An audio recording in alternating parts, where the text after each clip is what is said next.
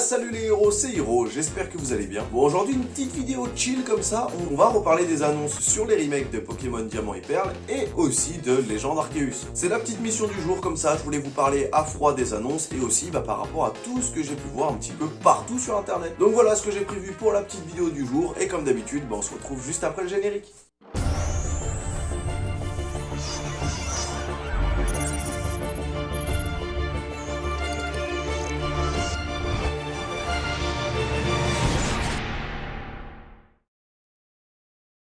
Ah là là, les remakes 4G Pokémon, on en a rêvé, on en parlait tout le temps, tous les jours, pendant des semaines, pendant des mois. C'était le gros jeu le plus attendu, je pense, chez Pokémon. Limite, la 4G était encore plus attendue qu'une nouvelle génération. Pour vous dire à quel point la fanbase 4G est très forte, c'est que vraiment on parlait tout le temps d'un remake 4G et presque jamais d'une nouvelle génération. Mais on avait fini par perdre espoir parce qu'à chaque fois qu'on attendait le remake 4G, on tombait sur des Pokémon Unit, Pokémon Café, Pokémon Snap. Et les gens commençaient à péter un câble, ils en pouvaient plus. Mais derrière, Game Freak était bien trop malin et ils ont donné comme ça à ILCA, tous les droits pour faire le jeu, bien entendu supervisé par Game Freak, mais ça leur permettait, eux, de bosser sur le jeu qu'ils avaient envie de faire, tout en pouvant proposer un remake 4G plus tard. Et ça y est, le remake 4G est annoncé, c'est le feu, tout le monde hurle, tout le monde est heureux, tout le monde est content. Non, forcément, non, il va forcément y avoir beaucoup de détracteurs et de personnes, forcément, qui vont se plaindre des annonces. On le sait, dès que quelque chose sort, il y a toujours des gens pour s'en plaindre. Alors comme je l'ai dit dans ma vidéo là sur les annonces, oui le style chibi au début m'a pas convaincu. J'ai eu un peu peur, je me suis dit mais pourquoi ces espèces de petits chibis, de petits bonhommes, on dirait un peu des figurines pop? Pourquoi vous avez fait ça? Puis derrière, je trouvais l'univers quand même joli, les petits arbres, les maisons. Je me revoyais vraiment dans l'ambiance de la 4G, dans ce truc où ouais, c'est vraiment la 4G, c'est vraiment un remake 4G. Du coup, à ce moment-là, une chose était sûre, j'allais quand même acheter le jeu Day One. Puis du coup, je commence à regarder un peu partout sur internet ce qu'ont pensé les autres personnes. Et on va pas se mentir, que ce soit les youtubeurs Pokémon, que ce soit les youtubeurs en général, tout le monde qui joue à Pokémon vont acheter les remakes Day One. On va pas se mentir, on va tous l'acheter. Qu'on l'aime ou qu'on l'aime pas, qu'on dise que c'est beau ou que ce soit pas beau, on va tous l'acheter Day One, c'est sûr à 100%. Mais alors du coup, je me suis intéressé aux arguments qu'il y avait derrière. Et souvent, c'est toujours les mêmes arguments qui reviennent. Le jeu n'est pas beau, les personnages sont pas beaux, le style chibi c'est pas ouf, etc. Du coup, j'ai décidé de prendre du recul sur moi-même et de me dire, est-ce que le jeu est si bien que ça? Est-ce que tout est aussi ouf que ça? Ou est-ce que c'est vraiment moi ma nostalgie qui parle et qui fait que du coup forcément c'est un remake 4G donc je le trouve génial, mais est-ce que c'est si génial que ça? Alors déjà pour commencer, oui, malgré tout, même si le jeu n'est peut-être pas à la hauteur de ce que tout le monde voulait, moi je suis quand même hyper satisfait et hyper content qu'il y ait enfin un remake. En plus il y a des rumeurs comme quoi les méga évolutions reviendraient, rien n'est encore acté, mais ça serait pour moi quelque chose d'incroyable d'avoir un remake 4G avec les méga évolutions.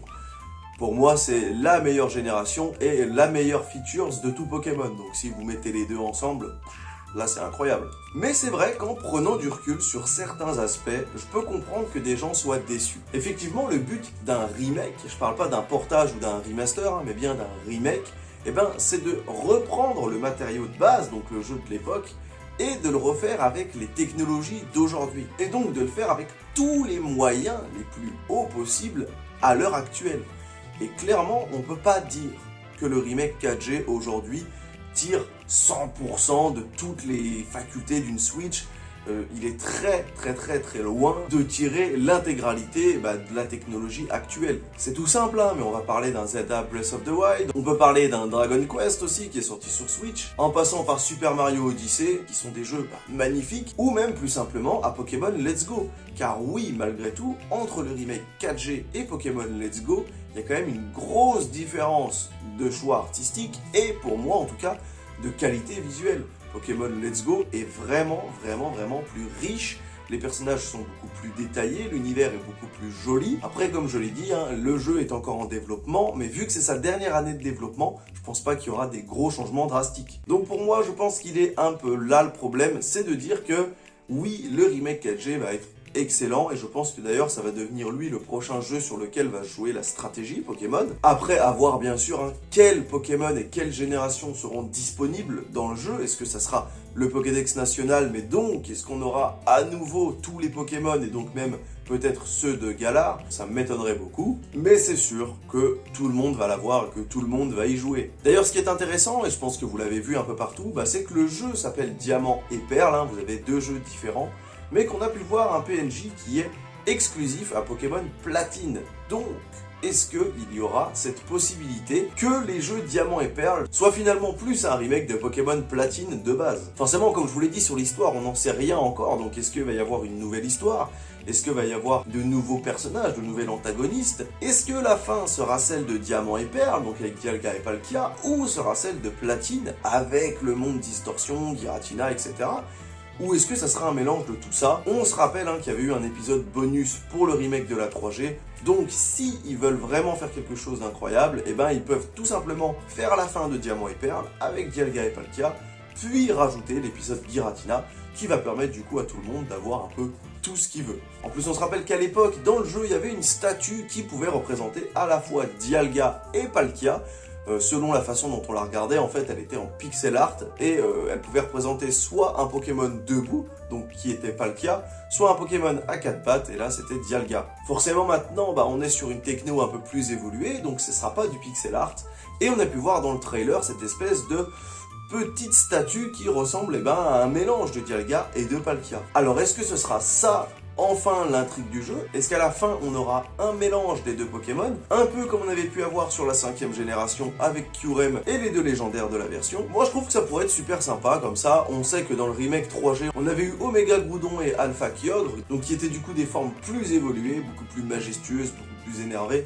Et là, est-ce qu'ils vont partir sur le même délire, mais plutôt que de faire une nouvelle forme à Dialga et Palkia, on aurait une forme mélangée des deux pour arriver à un mélange du style Palkia ou des choses comme ça. Donc voilà, ça pourrait être vraiment intéressant d'avoir des petites mécaniques comme ça. Mais en attendant, oui, ne vous inquiétez pas, je pense que forcément là le jeu se prend un peu une vague de mauvaises choses, mais que tout le monde va y jouer et vous verrez à la sortie. Je pense que le jeu va exploser les records de vente. Mais effectivement, le problème à mon sens, c'est que Game Freak a clairement relégué le jeu à un autre studio pour pouvoir se concentrer sur Pokémon Legend Arceus.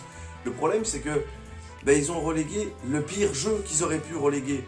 Parce que la 1G, on le sait, c'est leur génération chouchoute. Donc ils allaient bosser dessus. Mais la première génération, elle a déjà eu plusieurs remakes. La deuxième génération, elle a eu un des meilleurs remakes, si ce n'est le meilleur remake de tous les jeux Pokémon, suivi de très près par la 3ème génération qui, elle, a proposé un jeu très bien et très beau à ce moment-là, avec de nouvelles petites fonctionnalités, et puis un épisode final avec Rayquaza qui était vraiment cool. Alors, pourquoi prendre la 4ème génération, qui est la génération la plus attendue, à mon sens, à l'heure actuelle, parce que beaucoup de personnes ont grandi avec cette génération. Et aujourd'hui, ces personnes-là sont un peu plus âgées et donc commencent à avoir la nostalgie de cette 4ème génération. Qui fait qu'à l'heure actuelle, la 4G, c'est la génération de la nostalgie. Pourquoi la reléguer, elle, à un autre studio? Pourquoi ne pas travailler à fond sur ce remake qui était le remake le plus attendu sur une des générations, si ce n'est la génération la plus attendue? C'est un choix assez compliqué, assez bizarre à comprendre. Forcément, comme je l'ai dit, ça a été fait ainsi pour se concentrer sur Pokémon Legend Arceus, mais vous allez voir juste après que je trouve l'argument pas très ouf. D'ailleurs, vous verrez que d'ici quelques années, la grosse génération de la nostalgie, ça sera la 5G. Et c'est normal, les personnes qui ont grandi avec la 5G commenceront à être nostalgiques de cette génération, tout simplement. Même si entre nous, je suis pas sûr qu'un jour il y ait un remake de la 5G. En tout cas, sûrement pas sur Switch. Et donc maintenant, on va basculer sur Pokémon Legend Arceus.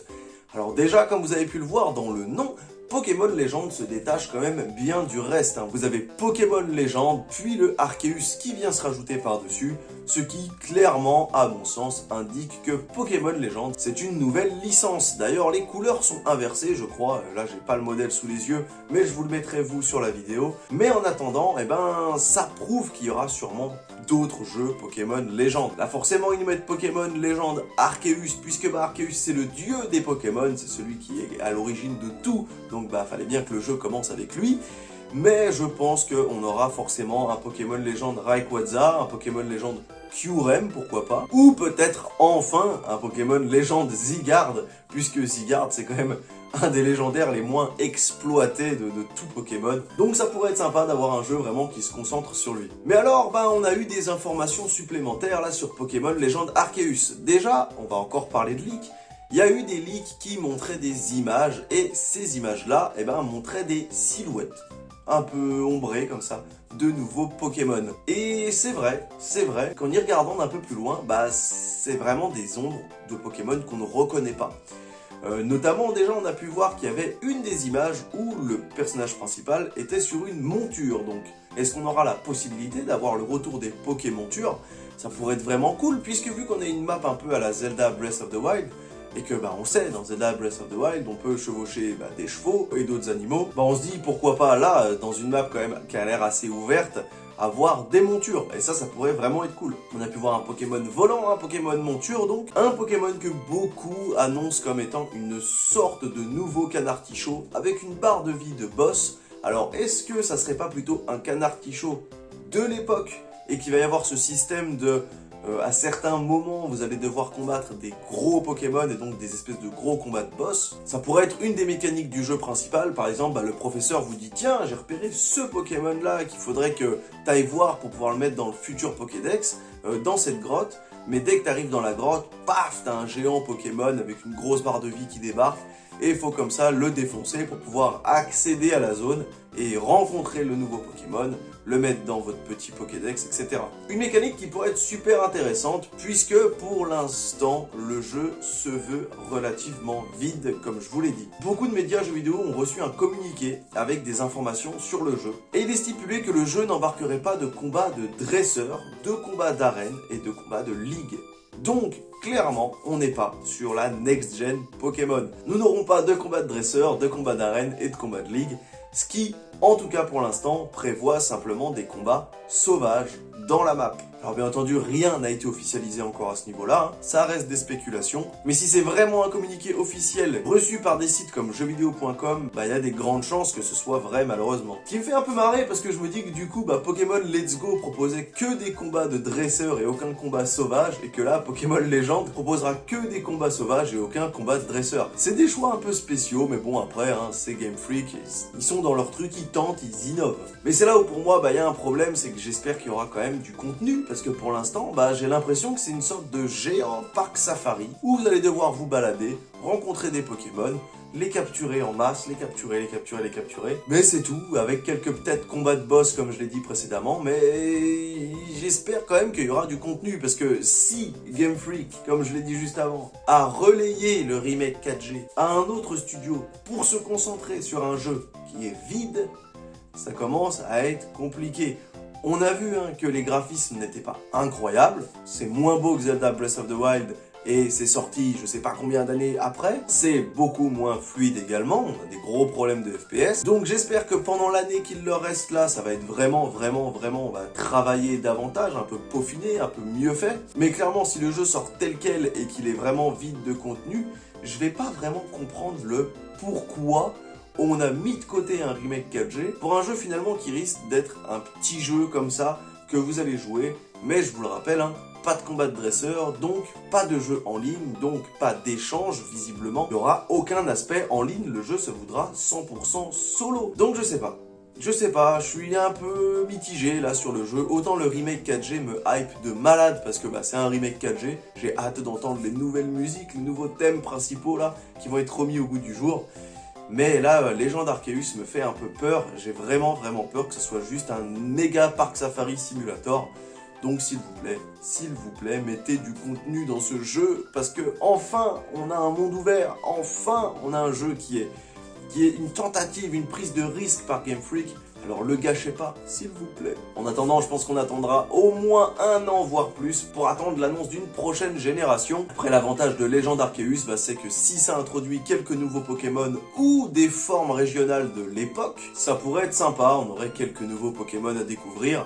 Sur un jeu avec peu de contenu, ça serait quand même la moindre des choses. En tout cas, on verra. Moi, je me connais, les deux seront achetés Day One parce que je suis un gros fan de Pokémon. Et comme d'habitude, moi, je vous tiendrai au courant. Dès qu'on a des nouvelles informations, vous pourrez venir sur la chaîne. Et je compte d'ailleurs faire une petite rubrique Pokémon. Comme ça, si vous venez que pour Pokémon, et ben, il y aura votre petite playlist Pokémon avec toutes les dernières news. Voilà en tout cas pour la petite mission du jour, j'espère qu'elle vous aura plu. Comme d'habitude, si la vidéo vous a plu, si le contenu vous plaît, n'hésitez pas à soutenir la chaîne avec le petit pouce vers le haut, à mettre un commentaire si vous avez des questions, des choses à dire par rapport à la vidéo, à vous abonner à la chaîne, c'est vraiment le meilleur moyen de la soutenir. Et nous, on se retrouve très rapidement pour une prochaine vidéo, et c'était Hiro pour vous servir.